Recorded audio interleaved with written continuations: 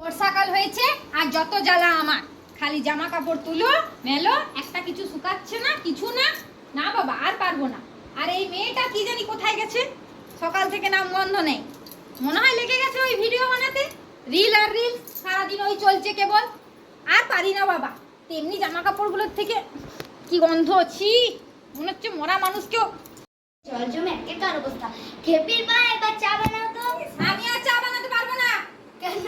না, সকাল থেকে কতবার চা বানিয়েছি বলো তো? রেগে যাচ্ছ কেন? একবারই তো চা চেয়েছি।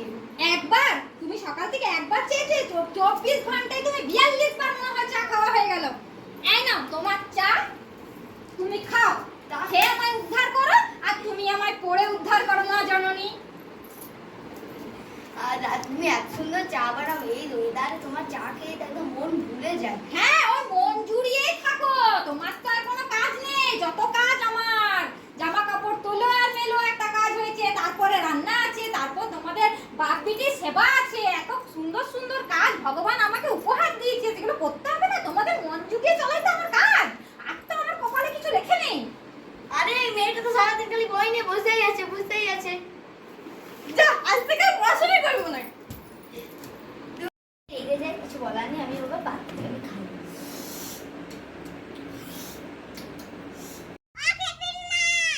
কি হয়েছে গো?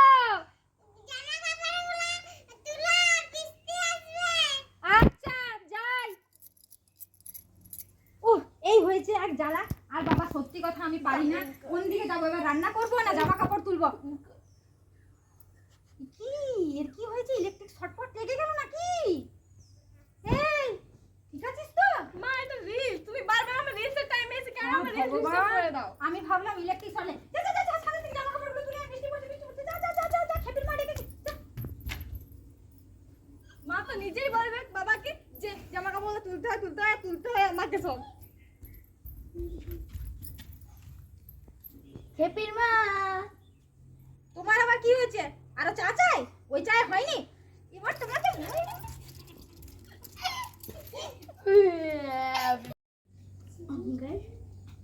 এই তুই যেখানে বসে আছিস, রোদ দিয়েছে দেখতে পাচ্ছিস না? যা জামা কাপড় দিকে মেল, এখানে বসে আছে। আহা হা হা, কি সুন্দর, সব মাই করবে না? জামা কাপড় তুলে আর মেলা আমার কাজে ভালো লাগে না, ঘর চাই পারো।